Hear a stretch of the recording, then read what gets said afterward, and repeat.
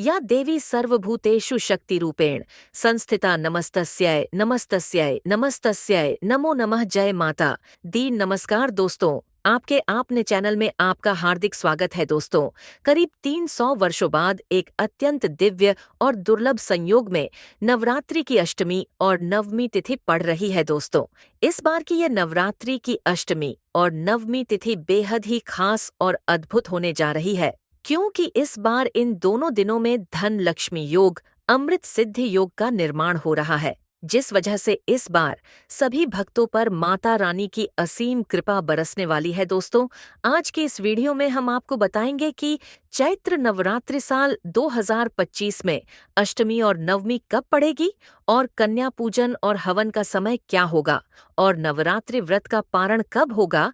इसके अलावा विसर्जन आपको किस दिन करना है और वह कौन से उपाय है जिनको करने से माँ दुर्गा आपके सभी दुख दर्द और कष्ट दूर कर देंगी, और कन्या पूजन में ऐसी कौन सी बातें हैं जिनका आपको ध्यान रखना चाहिए, नहीं तो माँ दुर्गा आपसे नाराज हो सकती है।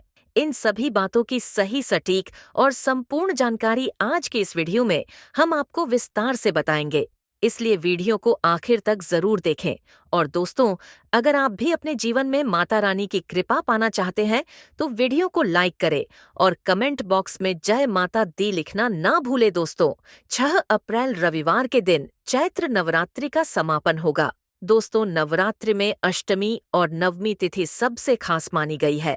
अष्टमी को माता महागौरी और नवमी के दिन माँ सिद्धिदात्री का पूजन करने के बाद इन तिथियों में कन्या पूजन और हवन आदि किए जाते हैं। वही मान्यता के अनुसार कन्या पूजन और हवन के बाद ही नवरात्रि का व्रत और पूजा पूर्ण मानी जाती है। दोस्तों, इस बार दुर्गा महाअष्टमी 5 अप्रैल दिन शनिवार को होगी। पंचांग के अनुसार चैत्र नवरात्रि की अष्टमी तिथि चैत्र मास के शुक्ल पक्ष की अष्टमी तिथि 4 अप्रैल 2025 को रात 8:12 पर शुरू हो जाएगी, जिसका समापन 5 अप्रैल 2025 को रात 7:26 पर होगा। इस दिन कन्या पूजन अभिजित मुहूर्त में 11:59 से लेकर 12:49 तक कर सकते हैं। दोस्तों, इस दिन व्रत रखकर माता महागौरी और कुलदेवी की पूजा की जाएगी। आइए दोस्तों, अब जान लेते हैं दुर्गा अष्टमी पूजा व कन्या पूजन के शुभ मुहूर्त के बारे में। दोस्तों, ब्रह्म मुहूर्त 4:35 से 5:21 प्रातः, संध्या मुहूर्त 4:58 से 6:07 तक, वही अभिजित मुहूर्त सुबह 11:59 से 12:49 तक है। तो दोस्तों, अष्टमी के दिन ये सभी मुहूर्त सर्वश्रेष्ठ मुहूर्त है। इनमें से किसी भी मुहूर्त में आप कन्या पूजन कर सकते हैं। आइए अब जान लेते हैं दुर्गा महानवमी कब है। चैत्र शुक्ल की नवमी तिथि 6 ब्रह्म मुहूर्त सुबह 4:34 से 5:20 तक, प्रातः संध्या मुहूर्त 4:57 से 6:05 तक, वही अभिजित मुहूर्त 11:58 से 12:49 तक। ऐसे में नवरात्रि की महानवमी 6 अप्रैल 2025 को मनाई जाएगी। इस दिन देवी की 9वें स्वरूप माँ सिद्धिदात्री की पूजा की जाती है। साथ ही इसी दिन नवरात्रि व्रत का पारण भी किया जाता है। चैत्र नवरात्रि की महानवमी पर राम नवमी यानी प्रभु श्री राम का जन्मोत्सव भी मनाया जाता है। आइए अब जानते हैं कन्या पूजन विधि। दोस्तों, महाअष्टमी और महानवमी, जिस दिन भी आप कन्या पूजन करना चाहते हैं, सर्वप्रथम माँ दुर्गा की आराधना करें। अब इसके बाद 9 कन्याओं और एक बालक को बटुक के रूप में घर बुलाकर उन्हें आसन पर बिठाएं और स्वच्छ जल से कन्याओं के पैर धुलाएं। अब उनका तिलक करें और फिर भोजन करवाएं। भोजन में कन्याओं को हलवा चना और पूरी का भोग लगाएं। कन्याओं को भोग लगाने के बाद उन्हें दक्षिणा दें और उनके पैर छूकर आशीर्वाद लें और स्वयं भी प्रसाद खाकर व्रत का पारण करना चाहिए। आइए अब जान लेते हैं कलश विसर्जन विधि के बारे में। दोस्तों, शास्त्रों के अनुसार कलश का जल और कलश में ढाली जाने वाली चीजें जैसे सिक्का, अक्षत सुपारी, हल्दी की गांठ, दुब आम या अशोक के पत्ते सुख समृद्धि और जीवन में पॉजिटिव एनर्जी लाते हैं। अष्टमी या नवमी, आप जब भी कन्या पूजन करें कन्या पूजन के बाद माँ भगवती का ध्यान और ओम श्रीं श्रीं क्लीं हम का जाप करते हुए मंदिर में स्थापित कलश को दोनों हाथों से सम्मान पूर्वक उठाए और कलश से थोड़ा जल हाथ में लेकर घर के चारों कोनों या दिशाओं में अच्छी तरह से झड़क ले दोस्तों, क्योंकि कलश के जल में सभी देवी देवताओं का आशीर्वाद होता है जो आपको सुख समृद्धि प्रदान करता है। इसके बाद बचे हुए जल के अलावा अक्षत, आम के पत्ते, धूप आदि को तुलसी के पौधे या अन्य हरे पेड़ पौधे को अर्पित कर दें। दोस्तों, कलश में ढली सुपारी, सिक्का, हल्दी को धन रखने के स्थान पर रख दें। इससे आपको माँ लक्ष्मी जी का आशीर्वाद और सौभाग्य की प्राप्ति होगी। शास्त्रों के अनुसार नारियल पुण्य प्रतापी कहा जाता है, इसलिए इसके विधि विधान का खास ख्याल रखें। आइए अब जान लेते हैं नवरात्रि पारण और दुर्गा विसर्जन मुहूर्त के बारे में। दोस्तों, 2025 में चैत्र नवरात्रि व्रत का पारण 7 अप्रैल दिन सोमवार को 10वीं तिथि के दिन किया जाएगा।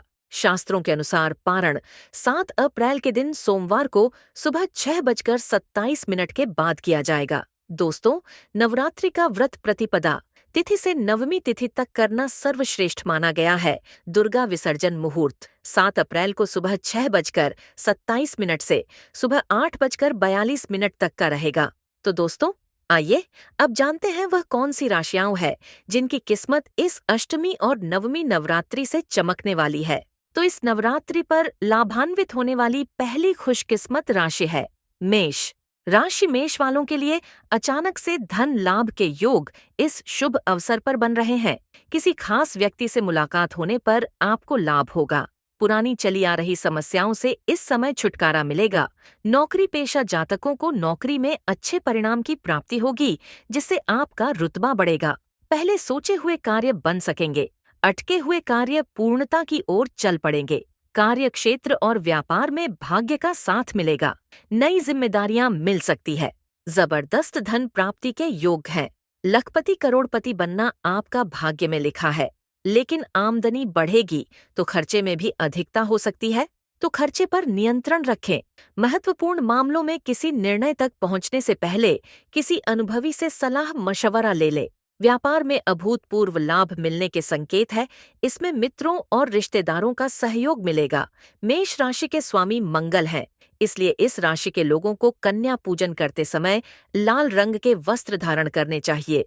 कन्या पूजन में कन्याओं के पैरों में लाल आलता लगाकर उन्हें माथे पर रोली का टीका लगाए और उपहार में उन्हें पढ़ाई से संबंधित चीजें भेंट करें। अगर आप कन्याओं को लाल रंग की चीजें देंगे तो आपके लिए अत्यंत लाभप्रद हो सकता है। इस पर्व पर लाल रंग के फूल मां दुर्गा पर चढ़ाए। इनमें गुड़हल, गुलाब, लाल कमल अथवा किसी भी तरह के लाल फूलों से पूजा करके मां भगवती को प्रसन्न कर राशि स्वामी मंगल को प्रसन्न किया जा सकता है। साथ ही दुर्गा सप्तशती का पाठ अवश्य करें। आपको धनवान होने से कोई नहीं रोक पाएगा। वाहन चलाते समय सावधानी बरते हैं। अगली खुशनसीब राशि है तुला राशि। तुला वालों का इस नवरात्रि में नसीब खुलने वाला है। इस नवरात्रि आपके मान सम्मान में अच्छी वृद्धि होगी। इन 9 दिनों के भीतर कोई शुभ समाचार मिल सकता है, जिससे आपकी खुशी का ठिकाना नहीं रहेगा। व्यापार करने वाले जातकों को कोई नया अवसर या फिर नई डील हासिल हो सकती है, जिससे आपको बहुत ही अच्छा मुनाफा मिल सकता है। अतिरिक्ता की अच्छी संभावना है। व्यापार में अचानक वृद्धि संभव है। कार्य क्षेत्र में नई जिम्मेदारियां या कार्य विस्तार हो सकता है। धन आगमन ऐसे होगा जैसे कहते हैं न, आपकी झोली कम पड़ जाएगी। सब आपके आकलन के बाहर होगा, मानो धन की वर्षा होगी। लेकिन काम में, व्यापार में सोच विचार करके कार्य करें। भावुकता में आकर निर्णय न ले। परिवार का सहयोग मिलेगा। जीवन साथी का अच्छा साथ मिलेगा। एक नए रिश्ते में बंधने का मौका मिलेगा। तुला राशि का स्वामी शुक्र को माना जाता है, इसलिए कन्या पूजन में कन्याओं को सफेद चीजें जैसे खीर या कलाकंद खिलाएं और उन्हें सफेद चीजों का दान करें। कमल, गेंदा, गुड़हल, जूही, हरसिंगार, सदाबहार, केवढ़ा, बेला, चमेली ऐसे पुष्पों से मां भगवती की आराधना करके उनकी अनुकूलता और शुक्र की कृपा प्राप्त की जा सकती है। मौसम के बदलाव का सेहत पर असर पड़ सकता है, तो थोड़ी सावधानी बरतें। इस पर्व की अगली भाग्यशाली राशि है वृषभ राशि। इस बार मां दुर्गा वृषभ राशि के जातकों पर विशेष कृपा रखने वाली होगी। मां दुर्गा का आगमन वृषभ राशि वालों के लिए बहुत ही शुभ फलदायी होने वाला है। अच्छी सफलता मिलने के योग्य है। धन लाभ के बेहतरीन मौके की तलाश अब पूरी होगी।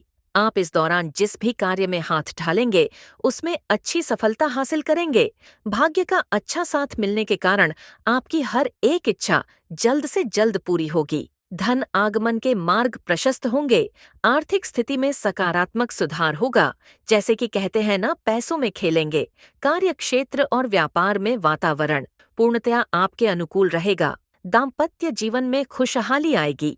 इस अवधि में विद्यार्थियों को परीक्षा में सफलता मिलेगी। नौकरी पेशा जातकों के प्रमोशन की संभावना है। किसी भी कार्य में हाथ डालने से पहले माँ दुर्गा का ध्यान करें। लाभ अवश्य होगा। वृषभ राशि के स्वामी शुक्र है और उनका जुड़ाव सौंदर्य से माना जाता है। कन्या पूजन में आप गुलाबी रंग के वस्त्र पहने और कन्याओं को सफेद चीजें उपहार में दे। कन्याओं को श्रृंगार की सामग्री देना अत्यंत शुभ फलदायी होगा। इस दिन मीठे में खीर अवश्य बनाएं और कन्याओं को उसका भोज कराएं। माँ दुर्गा की कमल गुड़हल, सदाबहार बेला, हरसिंगार ऐसे फूलों से आराधना करें। इससे शुक्र की शुभता में वृद्धि होगी। आपको भौतिक सुखों की प्राप्ति होगी। भवन वाहन जायदाद इन सब में लाभ होगा। अब अगली खुशनसीब राशि है कुंभ राशि। कुंभ वालों के लिए पिछला कुछ समय भले ही परेशानियों से भरा क्यों न रहा हो, लेकिन चैत्र नवरात्रि से समय आपके अनुकूल होने लगेगा। आपकी नौकरी में आने वाली मुसीबतें दूर होगी और आपके विरोधी आपके पक्ष में आ जाएंगे। व्यापार में आया आर्थिक संकट दूर होगा, क्योंकि धन की ऐसी वर्षा होगी आपने कभी सपने में भी नहीं सोचा होगा। लखपति तो क्या, करोड़पति तक बनने जैसी स्थितियां पैदा होगी। लेकिन निवेश सोच विचार करके ही करें। निर्णय लेने में जल्दबाजी न करें। अपरिचितों से न उलझे, न ही ऐसे किसी व्यक्ति पर भरोसा करें। आपके मित्र भी परेशानियां बढ़ा सकते हैं। शनि की 7.5 चल रही है, लेकिन शनि महाराज अब शतभिषा नक्षत्र में पहुंचे हैं। वे प्रभावशाली और ताकतवर बन गए हैं। आपकी राशि के स्वामी शनि है। जीवन में जो भी दिक्कतें आ रही थीं वह सब दूर होगी। शनि महाराज आपको शारीरिक और मानसिक दृष्टि से ताकतवर बनाएंगे, तो सारे शुभ संयोग आपके जीवन में बदलाव लेकर आएंगे। तो गेंदा सभी प्रकार के कमल गुड़हल बेला चमेली रात रानी आदि से माँ भगवती की आराधना करके उनकी कृपा और शनि दोषों से मुक्त होने की मनोकामना भी पूरी की जा सकती। कुंभ राशि के लोग अगर किसी एक कन्या को यथाशक्ति सोने की कोई छोटी मोटी वस्तु दान में देती है तो यह आपके लिए अत्यंत शुभ कारक होगा। या फिर आप कन्याओं को वस्त्र और पढ़ने की सामग्री उपहार में दें और कन्या पूजन के समय नीले वस्त्र पहने, तो इन 4 राशि वालों के सितारे अब बुलंदियों पर हैं।